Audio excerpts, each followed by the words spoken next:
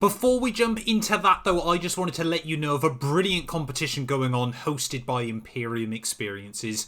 Have you ever wanted to attend the Italian Grand Prix? Yes, the home of Ferrari, the Temple of Speed, and of course the mighty Tifosi. Imperium Experiences are offering you the chance to win 2 tickets for the weekend and a 3-night stay at a 4-star hotel. All you have to do is enter their competition on their site linked down below in the description or my bio, and you could be off out to Monza. The competition is limited to just 900 entries, however, and closes on the 6th of August, so make sure if you want to get involved to do it as soon as possible. Currently, they're also offering an extra promotion where if you buy 2 entries, you get a 3rd completely free, increasing your chances to win at an incredibly cheap price. They even have a handy guide on their site on how to enter, so I would definitely recommend checking it out, and a massive thank you to them for sponsoring this video. Hello everyone and welcome back to a brand new video where today we're here with the start of Season 2 of our F1 22 My Team Career Mode. Yes, if you're new to the channel, we do something a little bit different around here. We jump in and give you guys a pre-season testing video, talking about the driver transfer news, some of the other potential news going on around the world of Formula 1, which cars have made progress, which teams might be expected to slip backwards during Season 2, and of course, where better to start than with last year's world champions Ferrari. Of course, Charles Leclerc, reigning world champion now as we head into Season 2 of this career mode, and Ferrari's still looking very, very strong. But Charles has lost his teammate in Carlos Sainz there, and he is now joined by the Australian Daniel Ricciardo. Yes, a shock twist of events after a pretty disappointing year with McLaren in 2021. Of course, yes, Daniel Ricciardo, the second driver in 3 years to go from McLaren to Ferrari there, of course, following in the footsteps of Carlos Sainz just a couple of years ago. But Charles Leclerc, I'm sure, will very much want just to sort of put his new Australian teammate in his back pocket. You know, Charles Leclerc is still a very, very strong driver at the moment, but very, very interested to see how Daniel Ricciardo is going to fare at the new team in Maranello, of course. Yeah, the Australian didn't do particularly well last season, finished out in P13 overall in the championship, a long way behind his teammate Lando Norris there. And of course, yeah, McLaren last season had a bit of an up and down year. Of course, we'll talk about them in just a moment. But of course, yeah, Ferrari the first half of last year were on an absolute tear. 10 race wins in a row. It took until the Austrian Grand Prix for Mercedes to even get a look in there. And of course, yeah, it took all the way to Zandvoort before Red Bull could get a look at the top of the podium there. But Ferrari, they come into the new year not really as confident as you'd expect them to be. You know, Mercedes, they went on an absolute dominant run right towards the end of the year. Ferrari, of course, won the last race in Abu Dhabi, but they seem to be, based on the performance charts, the second best team as we head into Season 2. Can they retain their crown? That is the big question up and down the Formula 1 paddock, but at the moment, Charles Leclerc and Daniel Ricciardo, they're going to have a mountain to climb if they want to try and beat the might that is Mercedes. Speaking of which then, let's talk about Mercedes, the team that finished runner-up last year after a disappointing loss back in 2021 and a quite disappointing start to the 2022 season as well. George Russell and Lewis Hamilton's sheer consistency and Mercedes' hard work back at the factory meant by the end of last season they were once again the team to beat. And after a good squabble with Red Bull up until about the halfway stage of the year, George Russell and his dominant spell of 4 race victories in a row later on in the year meant the Mercedes were comfortably able to pull away from Red Bull in the final championship standings. Like I mentioned, they come into Season 2 with theoretically the fastest car on paper, but that doesn't always tell the full story when we get into testing here in Bahrain. They've kept their lineup of Lewis Hamilton and George Russell. Of course, the question still looms of when will Lewis Hamilton retire from Formula 1 there. Of course, the 7-time world champion desperately still wants to make it 8, and maybe, you know, this might be his last chance in Formula 1. We don't quite know just yet. But Lewis Hamilton, George Russell, arguably the strongest lineup on the grid. You know, you could have probably made a claim for Carlos Sainz and Charles Leclerc last year, but now Daniel Ricciardo over at Ferrari. Going to be more interesting to see, like I said, how they fare, but I would, yes, certainly say Mercedes now have got the strongest lineup on the grid. They come into the season full of confidence and momentum behind them as well, and yeah, whether it's going to be a Lewis Hamilton 8th world title or we try and see George Russell challenge for his first, I'm sure things can get very, very spicy down at Mercedes, of course, when, you know, everything is sort of dropped, you know, team orders go out the window, and both drivers just want to battle it out for a championship. Could we see a return of a Rosberg-Hamilton-style battle, or could we still end up seeing it a bit more like Hamilton with Valtteri Bottas in years gone by as well? Time will tell, but I'm certainly intrigued. Let's get on then to a team, of course, Max Verstappen wrapping up the 2021 world title. Safe to say 2022 was not the way Red Bull wanted it to go there. Just one race victory back at Zandvoort late on in the campaign there. Yes, Max Verstappen didn't even get a win on the board during Season 1 of our F1 22 My Team career mode there. No one was expecting Ferrari to come into the new year as dominant as they were, and Red Bull, yeah, just don't quite seem to have a grip on the all-new championship and sort of rules and cars, everything like that. They kept their lineup though. Sergio Perez, of course, like I said, took their one win last year back at the Dutch Grand Prix there. Of course, yeah, Max Verstappen's home race as well. Just about a little bit of salt into the wound. But, you know, they want to try and come into Season 2 looking a bit stronger, but the pre-season testing pace isn't quite giving them the picture they would have wanted yet. I think they were hoping, after the disappointment last year, that they come into the new campaign as championship threats. But at the moment, it's still looking like they're going to be playing third best at the moment, trying to pick up wins here and there where possible. They've kind of slotted back into the role they did in sort of 2017 and 2018. You know, you kind of got Mercedes and Ferrari right at the front, battling out for race victories, but Red Bull, yeah, you know, probably the only team that consistently can kind of rustle the top two's feathers during Season 2 of this career mode. Of course, we all know Max Verstappen will get absolutely everything out of a Formula 1 car, and Sergio Perez, you know, went from strength to strength during Season 1 even, I should say, of this career mode. And yeah, again, very, very interested to see how he's going to get on during Season 2 there. I'm sure Red Bull will be hoping for at least more than one race victory over the course of this season, but whether that's going to be a reality, you know, Mercedes and Ferrari are certainly two very, very strong teams, and I'm sure, yeah, no points will want to be dropped either. Let's jump in then to team number 4, and one of the stronger surprises of last season was, of course, Alpine, comfortably P4 by the end of the year, ahead of the likes of Haas and McLaren there, but of course rocked by the announcement of Fernando Alonso's second retirement from Formula 1, and they've swapped out one Spaniard with another. Yes, Carlos Sainz has joined Alpine for Season 2 of this career mode, and quite an odd move from the Spaniard. You know, it wasn't that Ferrari were trying to bring in Daniel Ricciardo to replace Sainz. Sainz made the call first. He wanted to go to Alpine and, yeah, replace Fernando Alonso, sort of fill his shoes at yet another team. Yeah, it's quite mad when you think just how many teams Fernando Alonso has been to that then Carlos Sainz has been to further down the line. You know, Alpine, they want to try and bridge the gap between themselves and the big three at the moment, but winter testing pace was looking more like it might be a battle behind them once again, rather than trying to focus on the top teams there. Of course, we've already heard many, many times before of their 100 race plan and things like that, and of course Esteban Ocon locked into a longer term deal with the team. It'll be interesting to see how he gets on. You know, he was pretty decent last year against Fernando Alonso. He certainly held his own, and yeah, as we head into Season 2, you know, Carlos Sainz, many would argue nowadays, you know, current Carlos Sainz versus current Fernando Alonso might be quite a tight battle, so I certainly think Ocon is not hardly sort of going to get slapped up by his new teammate there. But yeah, Ocon versus Sainz I think is going to be a very, very interesting battle during Season 2 of this career mode, one to watch out for. And, you know, if Alpine, you know, their best race last year, certainly in Mexico with that double podium, I'm sure they'd love to try and return to that sort of glory, or with a bit of luck this year, maybe they can go one better. We've seen often before teams making huge progress after Fernando Alonso leaves. Alpine, maybe that'll be the same story. Anyway, moving on though down to McLaren, a little bit disappointed last year to finish in P5 there, and they only just managed that, jumping Haas at the final race of the year. Of course, they were in a bit of a rock and a hard place with Daniel Ricciardo struggling so much in the team. Of course, Lando Norris always getting the most out of it. But yeah, the Australian not quite able to do the same there. Of course, though, they got out a bit lightly. Daniel Ricciardo taking up the option to go for Ferrari was quite a mutual agreement between McLaren and Daniel Ricciardo there, or so we're told by the media. But he has been replaced, funnily enough, by the same man that went to McLaren last year's game. Yes, Valtteri Bottas. For those of you that watched my F1 2021 My Team career mode will know that Bottas went to McLaren at the start of Season 2 and stayed there throughout the entire 7 seasons of that career mode. And the start of Season 2 this time around, Bottas has gone back to McLaren again. Yeah, had a fun year over at Alfa Romeo, but kind of wanted to move a little bit back up the order there, and McLaren were quite impressed by his sort of performances, of course, back at Mercedes, and then, of course, Alfa Romeo last year sort of leading the team as a solid #1. You know, McLaren this year, they want to be eyeing up at least P4 once again, but we all know, you know, they're a team that want to fight for wins and fight for world championships. Pre-season testing isn't quite painting the picture that have made a huge progress towards the big three,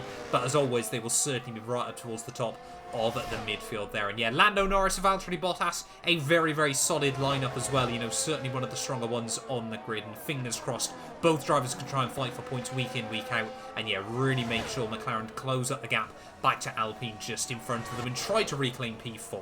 Another feel-good story then from Season 1 of the My Team Career Mode, and of course, yeah, really in real life as well, during 2022, has been the resurgence of Haas. Yes, Kevin Magnussen and Mick Schumacher ran a very, very good campaign there. Unlucky to miss out on P5 in Abu Dhabi for the team, but P6, yeah, was certainly a better result than years gone by. Mick Schumacher has opted to stay with the team, but Kevin Magnussen has actually jumped ship to another team that we'll talk about in just a moment. So our old teammate of Felipe Drugovich has actually gone down to Haas for his second season in Formula 1. Of course, yeah, Mick Schumacher now going to be the #1 role in that team. Certainly going to be interesting to see how he gets on, but Felipe Drugovich was unlucky last year on numerous occasions for ourselves. But I left it up to you guys to vote, and you guys voted in favour of another driver that we'll talk about in just a moment. But I'll be honest, personally, quite happy to see Drugovich still kicking around in Formula 1. Of course, he's been given a bit of a lifeline, a bit of a chance with the Haas American-based squad there. Of course, yeah, they've ran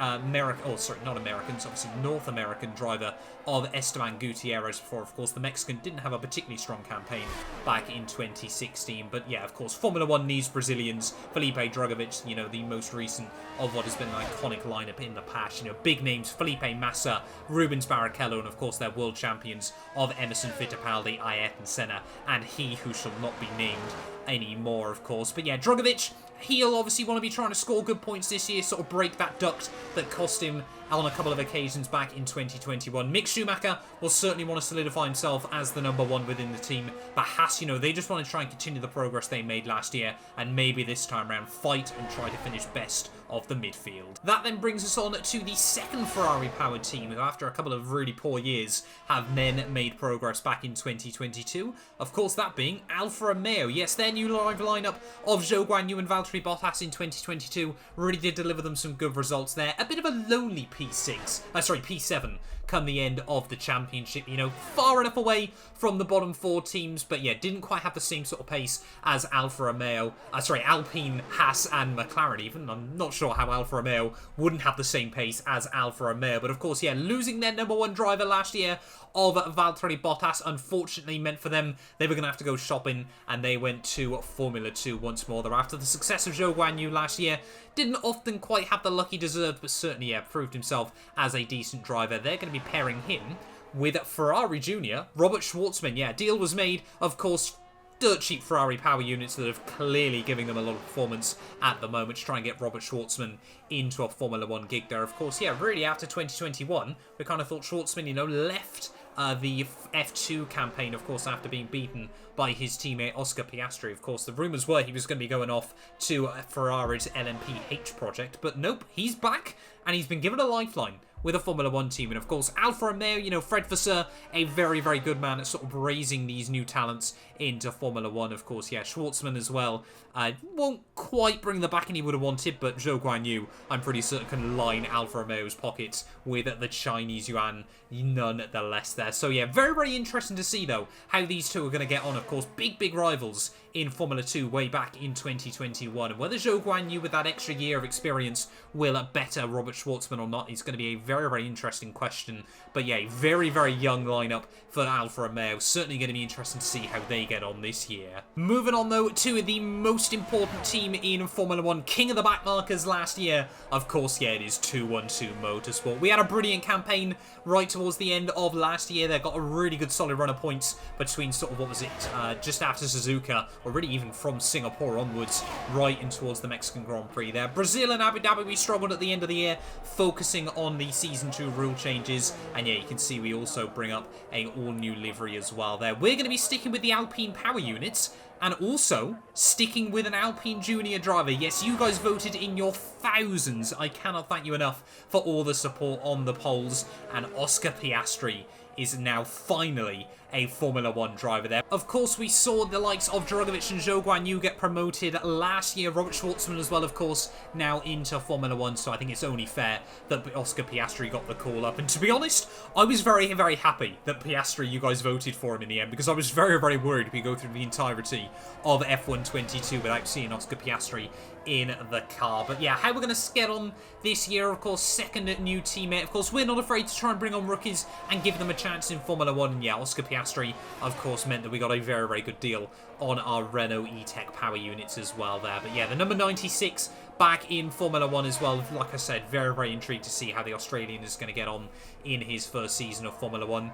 Testing pace didn't look brilliant. It seems like we haven't quite jumped to the new regulations in the same way as some of the other teams have. But, you know, if we can try and be strong and fighting back towards the front of the back marker cars there, you know, maybe sort of looking more towards the midfield this season, then hopefully we can at the very least try and finish P8. But, of course, yeah, we want to be making progress. We want to be fighting towards the top of the midfield by the end of Season 2. I'm targeting P6 in the Constructors' Championship. That then brings us on to the second team that saw a major driver retirement at the end of 2022, of course, Aston Martin. Yes, Fernando Alonso announced his retirement, and then so did Sebastian Vettel in a little bit more quiet fashion there. Not a successful 2-year campaign with Aston Martin, and Seb's been very, very clear in the past. If he's not fighting at the front and fighting for wins, he doesn't really want to be in the sport anymore, of course. Yeah, he certainly spent a lot of years fighting towards the front. Maybe didn't quite get as many championships as he would have wanted, or where he would have wanted, of course, was the bigger question, but not enough faith in Aston Martin there, and actually getting beaten by his teammate Lance Stroll last year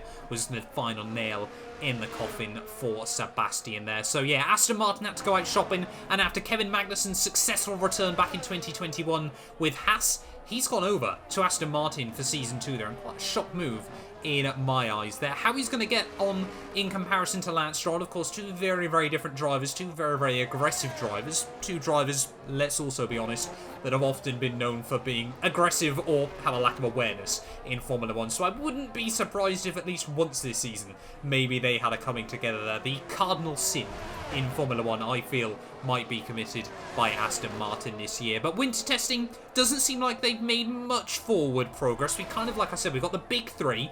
Then we've kind of got the three of Haas, McLaren and Alpine. Then we kind of got Alfa Romeo sat by themselves. And then, of course, the bottom four of 2-2 Motorsport, Alfa Romeo, Williams, Aston Martin, Williams, and Alpha Tauri there. So yeah, how Aston Martin are going to get on this year, of course they'll be wanting to try and make forward progress as well. You know, I think Lawrence Stroll still trying to pump a lot of money into the team, but yeah, I think Aston Martin are certainly going to be hoping at the very least they can beat 2-2 Motorsport this season out. That then brings us on to probably one of the biggest disappointments of the 2022 season, Alpha Tauri. Yes, Pierre Gasly. We spoke such high praises of him back on F1 2021, both in the game and in real life. But 2022, Alpha Tauri just didn't adjust to the new regulations very well there.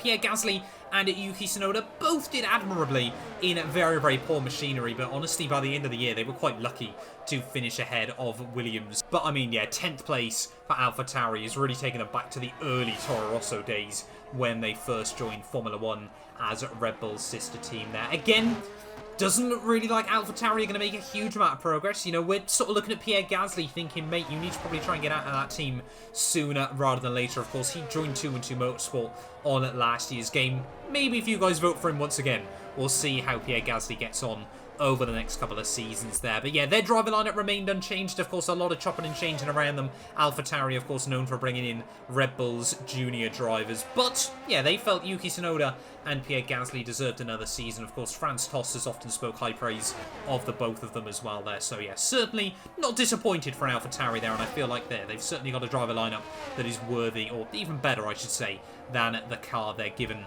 at the moment. But yeah, of course, they'll be targeting, again, a bit like 2-2 Motorsport, Aston Martin, and let's be honest, Williams behind us. All four of those teams looking to really try and be best of the back markers here as we get into Season 2. Alpha Tauri, I'm hoping they make good progress. Historically, in the past, they they have often made quite good progress on previous F1 games as well. But yeah, whether that will be the case on F1 22 will have to be decided there. But Gasly, Tsunoda, they're always going to try and take the opportunities and try to give their team a better result. That brings us on then to the final team, of course, Williams. Yes, we spoke high praise of Alfa Romeo and Haas earlier on in the video, but Williams just couldn't quite make the same jump there. Mercedes power units didn't quite make the same progress as the Ferrari power units there, and Williams, yeah, were very unlucky, to be honest, to finish last by the end of the year. Alex Albon actually became quite a good points threat in the last couple of races of the campaign, but Williams, yeah, just couldn't quite score enough points to jump at, Alpha Tauri there and Aston Martin. I think it was 2 points and 6 points between them at the end of the year, so promising signs, despite finishing last and down in 11th place there. Their driver lineup of Alex Albon and Nicholas Latifi remains unchanged there. Desperately we want to see Albon get paired up with a new driver. But yeah, Latifi still bringing in the big bucks for Williams there, so they've decided to keep him on for one final campaign. Of course, yeah, Latifi and Felipe Drugovich, the only two drivers not to score last year. Of course, we put Drugovich's down to bad luck and a glitch at the Austrian Grand Prix there. Meant it should have only been Latifi that didn't score points last season, but that's the way Formula 1 goes sometimes, and I'm sure, yeah, he'll be desperate to try and sort of emulate his result from the 2021 Hungarian Grand Prix there. Of course, yeah, the only race that Latifi has ever scored points in still in his Formula 1 career. But like we said, you know, Albon, he was a solid points threat by the end of last year. Williams will be trying to hang on to the progress that they made by the end of last year's campaign, and whether that's going to turn to reality, we will have to wait and see. But anything better than last, I feel, will be a win for Williams as we get into Season 2 of this career mode. But how we'll get on, only time will tell there.